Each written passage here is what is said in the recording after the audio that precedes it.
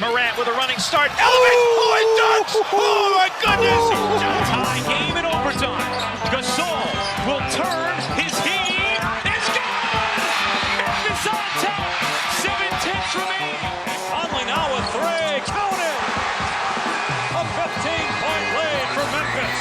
And Blake Griffin gets into it on the floor with Randolph. Hard to tell if there are any punches being thrown under there, but Griffin took acceptance. Adams going long. Morant. Oh, he hit it. John Morant, insanity. You gotta be kidding me. Welcome to Grits and Grinds, a Memphis Grizzlies podcast. My name is Keith Parish.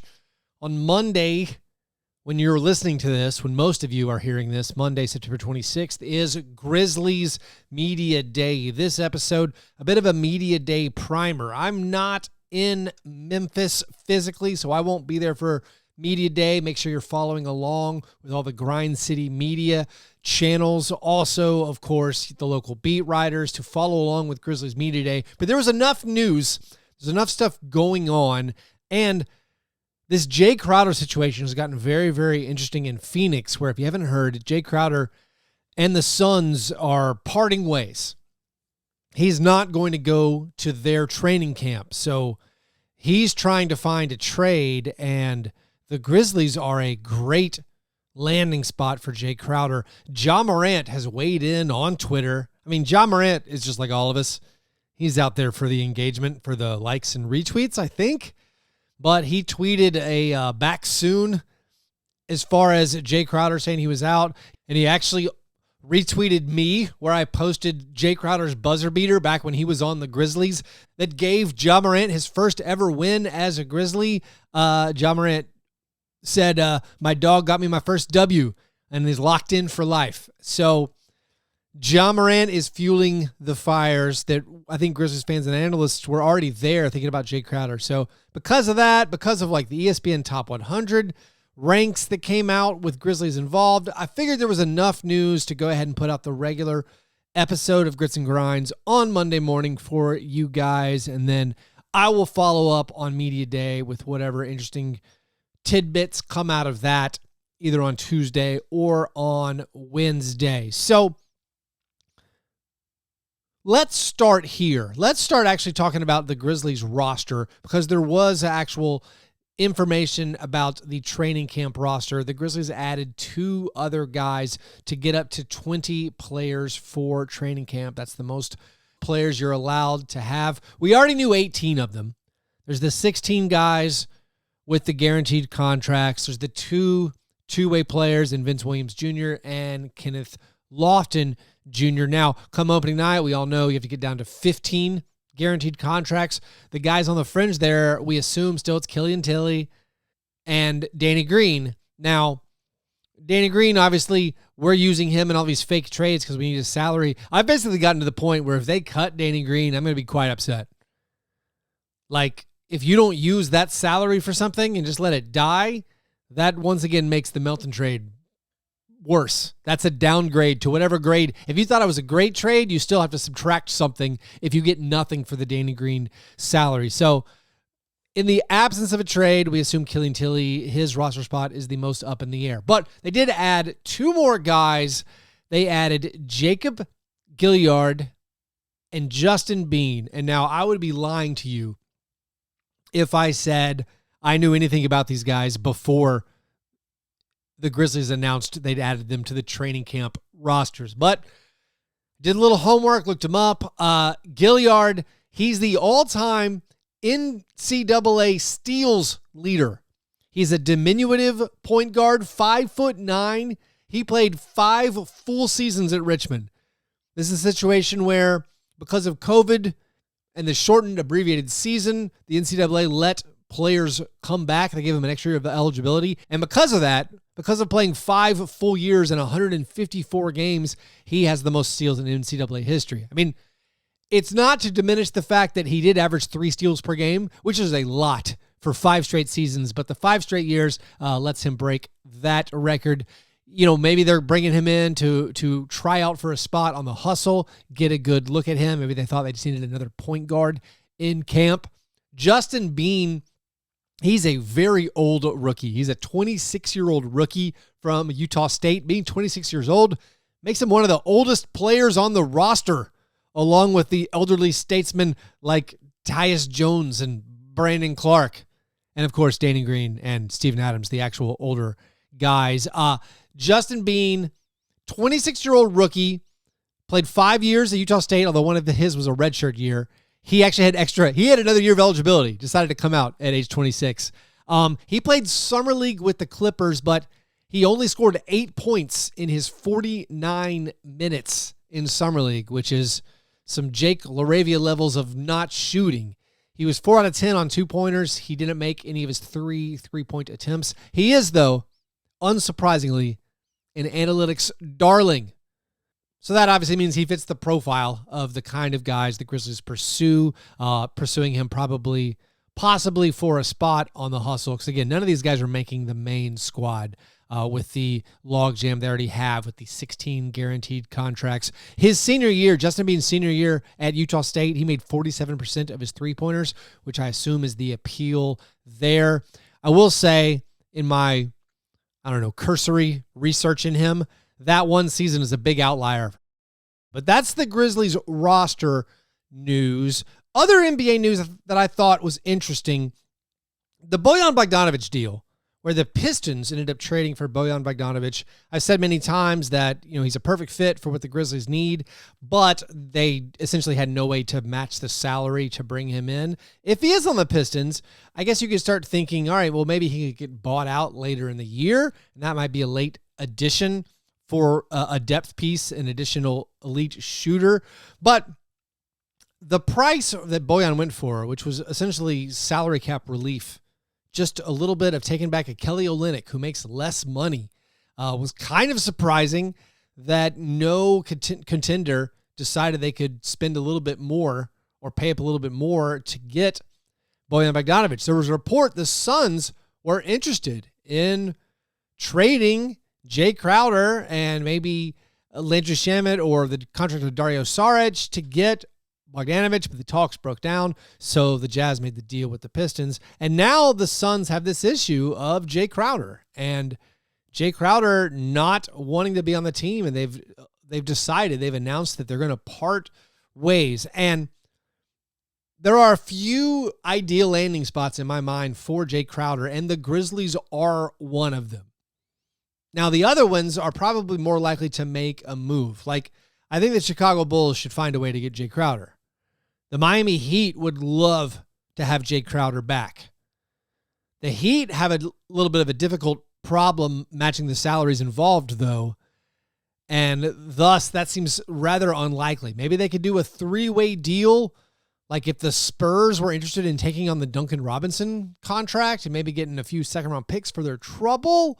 Possibly, like, could you see Duncan Robinson going to the Spurs, Jae Crowder coming to the Heat, and then like Josh Richardson, who I keep talking about, and you guys have pointed out I talk about him too much, like maybe Josh Richardson going to the Suns or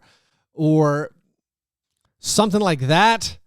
Another team like the Cleveland Cavaliers, like maybe something around Karis LeVert going to the Suns and Jae Crowder and Dario Saric going to the Cavaliers makes sense. The Cavaliers, in my mind, need a legit shooting power forward. I know they start those twin towers, but they have a lot of bigs, not a lot of guys who can guard a 3. Jae Crowder, yeah, he's a power forward, but he can also play a little bit on the 3. As far as the fit on the Grizzlies, for me, it's really basic. It's really obvious. Like, I desire Jae Crowder on this current roster. This roster, right now, your wings, your backup wings, you got Zaire Williams, you got John Conchar, then you got Jake LaRavia and David Roddy. Jae Crowder's probably better than all those guys. Like, we hope Zaire Williams is going to be better than Jae Crowder. But, like, we lost Kyle Anderson. If Jae Crowder plays every one of Kyle Anderson's minutes, if this season, just mental exercise, if every one of the minutes that would have gone to Kyle Anderson, or last year, think about last year, if every one of those Kyle Anderson minutes went to Jae Crowder, I'm a fan of that. I think Jae Crowder as a floor spacer and a defender and a guy who's been there in the playoffs would be an excellent addition to this team. Furthermore, as you all know, Jaren Jackson Jr. is hurt. Jae Crowder coming in, if Jae Crowder were to come in, he immediately alleviates that problem. Jae Crowder can be your opening night starter at the 4. Whenever I think of players I want to add to this team, I think, how do they fit? How does their skill set fit alongside the important players? Can Jae Crowder play alongside Ja Morant and Desmond Bane? Absolutely. Can he play alongside Ja Morant, Desmond Bane, and Dillon Brooks? Yeah. Can he play alongside Steven Adams? Sure. Can he play alongside Jaren Jackson Jr.? Yes, absolutely. His skill set, in my mind, does not overlap. Can he play the 3 if Steven Adams is at your 5 and Jaren Jackson is at the 4? I think so. I think Jae Crowder is a potential opening night starter, and then once Jaren comes back, just your bench guy, a bench wing guy to be a backup 4, again, playing the Kyle Anderson role. I'm all for it. Now, in previous trade suggestion podcasts I've done about the Danny Green salary, because again, the Danny Green salary, Jae Crowder salary, identical. Perfect match. Easy peasy. Done right there. I hadn't mentioned it much because I assumed that doesn't help the Suns. The Suns giving the Grizzlies a rival in the Western Conference, a team they're competing with at the top of the Western Conference, they wouldn't give the Grizzlies Jae Crowder, especially not just for Danny Green. They still might not. But now that we know that there's this rift, there's this irreparable rift between Jae Crowder and the team, it's a different ballgame. Maybe they will just take a second rounder for him. Now, again, if I'm running the Suns, I'm trying not to get a Grizzlies second rounder. I'm trying to get Jae Crowder probably to the Cavs or the Bulls or the Heat. I don't want to send him to a playoff foe, a potential playoff foe. Now, what would the cost be? I mean, that's the detail. What would the cost be for Jae Crowder? For me, I'm comfortable paying second-round picks. 1 second-round pick, yeah, done. Danny Green in a second, call it in. Great trade for the Grizzlies. 2 second-round picks, you know what? Do it. I'm in. Like 3 second-round picks, all right. In some way, second-round picks are fungible. Like you can get more. You can buy more. It feels expensive. And I probably wouldn't do that, but maybe I would. First-round picks, nah, I'm probably out. Our own first-round pick, I mean, I would consider it, but I don't love it. Here's my thought process. And maybe you're out there, you're one of those guys who's like Joe Mullinax, who doesn't want Jae Crowder, who remembers Jae Crowder shooting 29% from 3 on the Grizzlies. And you're like, no, I want to let LaRavia breathe. I want to give all the minutes to the young guys, LaRavia or Aldama or Kenneth Lofton Jr. I'm willing, while Jaren Jackson Jr. isn't here, I'm willing to just stumble a little bit, or maybe it'll go great, but I'm willing to give all those minutes, all those opportunities to the young guys, and then we'll figure out the playoff rotation later in the year. It's a fair opinion to have. Where I come down is I think flat out Jae Crowder's better than most of the back half of the roster.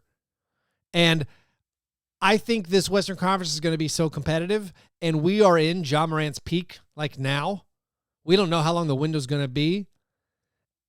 I'd rather go ahead and bring in a proven NBA veteran who I know I can depend on to win some basketball games. I'm also not super worried about bringing in a competent player and having that be harmful to the development of Jake LaRavia. Like, do you think Jae Crowder being on the team is going to be bad for Roddy and LaRavia? I think you're out of your mind. Sure, they might not get the same first-team burn, like the actual real-world experience. They'll get fewer minutes, fewer high-pressure, high-leverage situation minutes. Maybe that'll cost you down the line, that opportunity.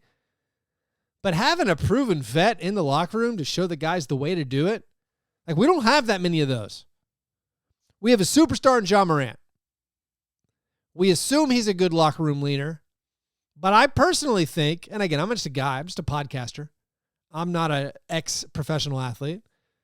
But it seems like having more guys who've been in the league for many, many years, who have those routines, who have those practice experiences, who have those life experiences to show the young guys how to do it. Like, we already did this once. Jae Crowder was already here as the veteran locker room leader. That's why him and Ja seem to be tight or on such good terms. That's why I'm very comfortable bringing him back. Also, I want to re-emphasize this.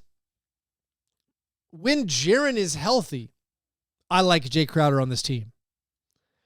The 5-man lineup I'm most excited about, I think you guys know, it's Ja and Bane with Dillon, with Jaren and Brandon in the front court. It was awesome last year in the playoffs. We barely saw in the regular season. I think it's going to be great this year. I also like the returning starting lineup. Ja, Bane, Dillon, Jaren, and Steven Adams.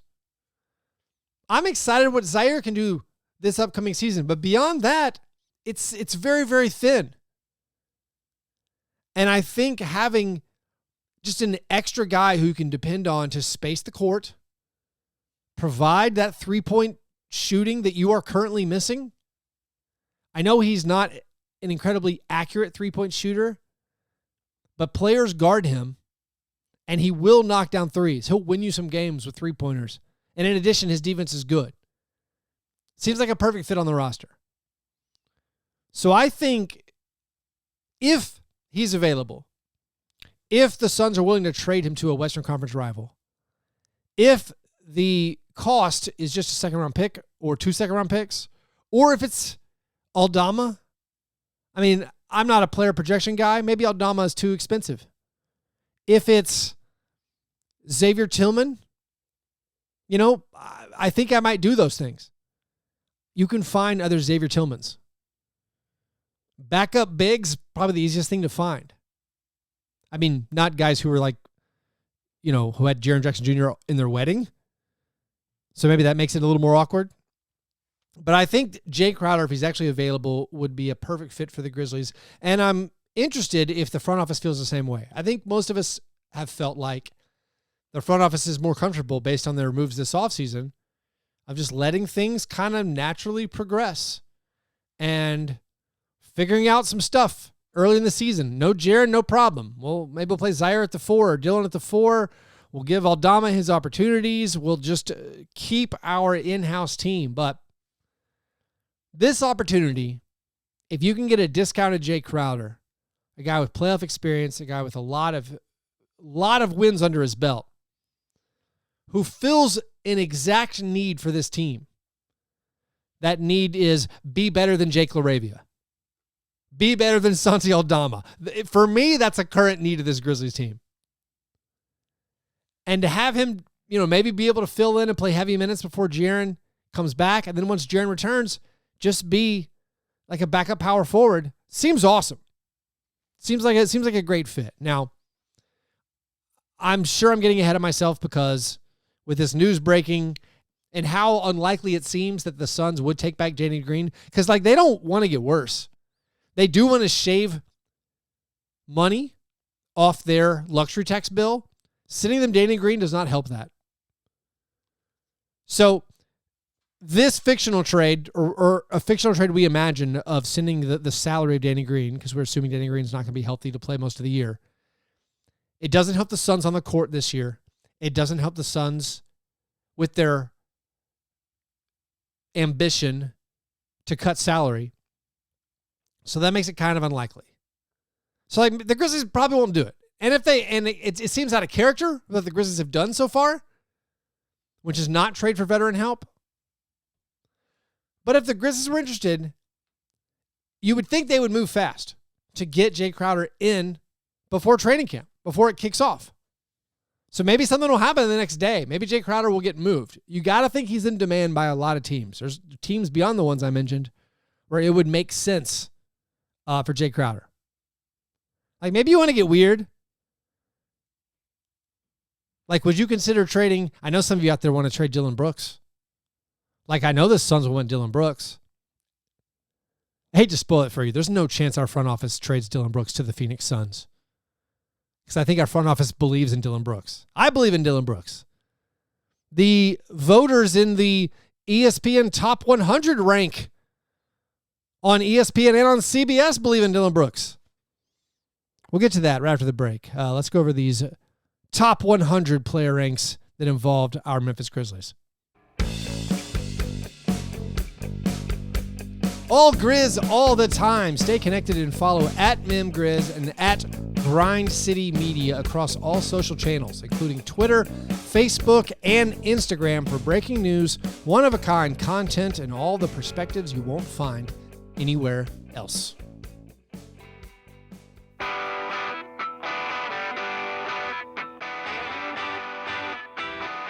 All right, so I do think there's a bigger trade out there, theoretically. You know, like if the Grizzlies didn't want to re-sign Dillon Brooks and they decided the Dillon Brooks experiment had gone far enough. This is not where I'm at, personally. If you're a listener, you know I value Dillon Brooks. But like Dillon Brooks plus Danny Green for Jae Crowder, and then can you get into Cam Johnson talk? Now are we talking? You guys know I'm really into Cam Johnson.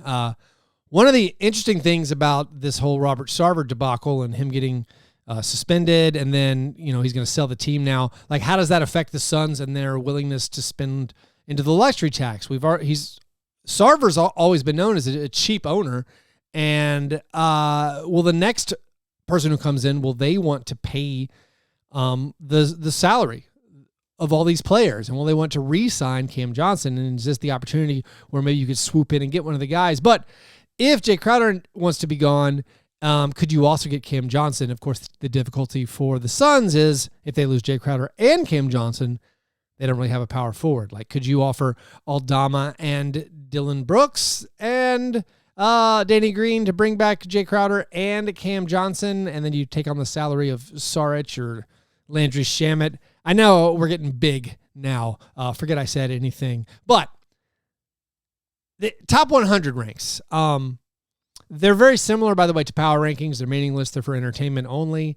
They're impossible. Also, like if you try to rank any players in the NBA, it's like, how do you decide who's better between like Paul George and Ja Morant? I mean, I don't know. I don't know how you decide between different positions. Like, how do you decide who's better between Tyus Jones and Zaire Williams? Like, do you consider positional scarcity? Like, I think it's more valuable to a roster to have a wing, but when we talk about better, are we talking about like playing one-on-one? Are we talking about in a gym? Are we talking about playing, you know, for an NBA game? So much of basketball, so much of it, it's just a fit and it's context. So, you know, sympathy. I have sympathy for everyone who does these rankings. I find them, they're fun to talk about, but they're, again, essentially meaningless. But the ESPN one had 5 Grizzlies ranked in the top 100. You had Brandon Clark clock in at 94, which honestly, a little bit surprised because Steven Adams, he doesn't make the list. But Brandon Clark's at 94. Dillon Brooks is at 77. Desmond Bane is at 68, which drew the ire of Grizzlies fans. Like, oh no, why is he so low? Jaren Jackson Jr. is 55, and then Ja is 9th. The Desmond Bane thing, I do think he's way too low. I think Desmond Bane is fantastic, and there's several players ahead of him where I'm like, well, I think Desmond Bane's way better than that guy. But it's kind of funny where if you told me, hey, ESPN released their top 100 list, and they have Desmond Bane ranked ahead of OG Anunoby and Ben Simmons, and I'd be like, oh, yeah, that's right, because he's awesome. And then it's like, because he's 68th. I'm like, oh, well, that seems low. So, I mean, I think OG Anunoby has a bigger beef than Desmond Bane. CBS did one. They also didn't rank Steven Adams. Brandon Clark did not clock in on theirs. Dillon Brooks was 83rd in theirs. Desmond Bane a little bit higher at 55. Jaren was 46 on this one. And then Ja Morant was 12th, which again probably upsets extreme Grizzlies fans, especially the hardcore ones on YouTube who seem to be very passionate about Ja Morant's MVP campaign and how much he's going to win this year. But like, he's behind Giannis and Steph and KD and Jokic and Doncic and Embiid and LeBron, and then Kawhi Leonard, Jason Tatum, Jimmy Butler, and Paul George. That seems reasonable. He's in that tier of player. he was second team All-NBA last year, so you could say, all right, he's a top 10 guy, but obviously Kawhi didn't play. Like, do you think he's better than LeBron James right now? I do, but probably most people don't. And again, that's fine. The one thing about this that I liked, though, is like the Dillon Brooks rankings. Fairly consistent. Dillon Brooks is a top 100 player. Dillon Brooks as a top 20 small forward in the NBA. And yet, Grizzlies fans still a little bit sensitive, it seems like, about Dillon Brooks. I was listening to Chris Vernon, and Chris Vernon was like, man, I'm ready to move on from him. He's the Rudy Gay 2.0. I think the team would take off without him because of his bad shooting. And I didn't honestly know Chris had that opinion, and I don't have that opinion. 2 years ago, or 3 seasons ago, technically, the bubble season, Ja Morant's rookie season, I was not a Dillon Brooks fan. I thought Dillon Brooks was harmful. In the bubble, I thought he, seemed to have a green light that I disagreed with. And now people still feel that way, and I just haven't. And maybe it's I've gotten too carried away with the on-off stats. And that's one of the big things I say. One of the confusing things about Dillon Brooks is he's led the Grizzlies in on-off net rating swing each of the last 2 seasons. And it's not like he's doing it for a bad team. He's doing it for a good team. Like the Grizzlies have made the playoffs each of the last 2 years, and he's led them in on-off net rating, and like that's a big deal to me. So maybe I'm too distracted by that. Also, because of those net rating swings, just his individual net rating or two-man net rating with his teammates, they're all incredible. Like with Ja, with Desmond, with Jaren, they're awesome. All the lineup rating data when he's out there with the good players, it's fantastic. And you could push against that and say, well, yeah. Shouldn't a person's net rating be good when playing with the other good players? Yes, you're right. It should. But Dillon's are the best. Like Dillon and Ja together, plus 11 points per 100 possessions. Same with Desmond Bane, plus 11 points per 100 possessions. With Jaren, last year was plus 17 net rating. With Steven Adams, plus 13. With Brandon Clark, plus 20. I mean, the Dillon Brooks lineups last year were so good, and they were also so good the year before. And so because of that, because of his elite defense, I think that more than compensates for how inefficient he is at offense. And he is clearly extremely inefficient at offense. His true shooting percentage numbers, not where you want him to be. His points per shot attempt are pretty terrible for someone who shoots as much as he does. But I assign him that intangible thing where he's just a huge key to this team's success. Maybe I'm wrong there, but I thought it was interesting that these ESPN top 100 ranks and CBS top 100 ranks of NBA players both gave him some credit of like, no, this is a legit guy. This is one of the better small forwards in the league and one of the main reasons this Grizzlies team is successful. And so when we talk about like his extension and, whatever he's going to make on his next contract, and it's going to be a lot because the salary cap's going up and that's just what starters make. I'm still like, well, yeah, I definitely want to keep him because I think he's an important part of the team. Now, there are concerning things that, might not get fixed. And maybe people like Chris Vernon are correct that, all right, this team would be better if you move on from it. Like one of the concerning things is his shot attempts keep going up.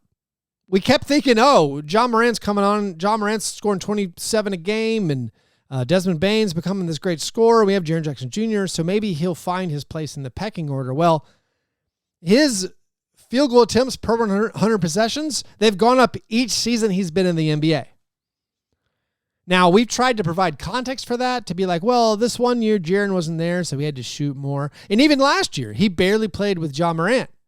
This is something I looked up, I wanted to be absolutely sure about it. Last season, Dillon Brooks, Ja Morant, and Desmond Bane only played 11 games together in the regular season. A lot of that was because, of course, Dillon missed a ton of games, and then Ja missed a bunch of games. But Ja and Dillon and Desmond Bane only played 11 games, and I'm only counting the games where no one left injured, where they all played at least 15 minutes. 11 games together. So we don't have a good we don't have a very big sample size of Dillon having to like take a lesser role.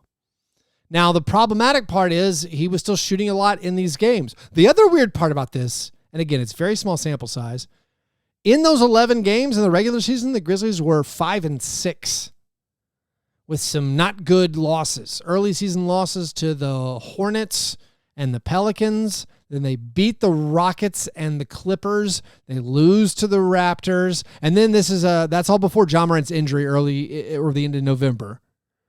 And then once Ja Morant comes back, they lose a horrible game to the Thunder. That was Ja Morant's first game back. So maybe you say, all right, that was something weird, them getting accustomed to each other. Then they lose at the Warriors. No shame there. And then they beat the Pistons. And then they don't play together again until March. They beat the Thunder. Again, like who cares? They lose to the Hawks. Then they beat the Pelicans, the second last game of the year. So it's not a representative sample size, but they didn't play very much together. And so maybe you think, all right, if they played more together, Dillon would really get the message that, like, I need to be a third or fourth option here. But I think it's fair when people criticize and say, he is who he is. And I think he probably is who he is. I think his habits have been formed. When I ran into Andre Iguodala this summer in Las Vegas, and I talked to him about his time on the Grizzlies, one thing he said about Dillon Brooks was the guy can't turn it off because if he did, he wouldn't be in the NBA. Dillon's in the NBA because of the way he's wired and the way he just goes. I value it. I know some people do not. They think it would be better to have a lower usage guy come in so more of the shots could go to Desmond Bane, more of the shots could go to Jaren, more of the shots could go to Ja, to more efficient scores. Those people might be correct. Like Jaren doesn't get as much criticism for his inefficiencies on offense because Jaren put up the big block numbers. Jaren's a spectacular defender. Dillon Brooks is also a spectacular defender. Maybe it's not as showy because he doesn't get all the blocks. I don't know who's most important to the Grizzlies defense. It probably is Jaren.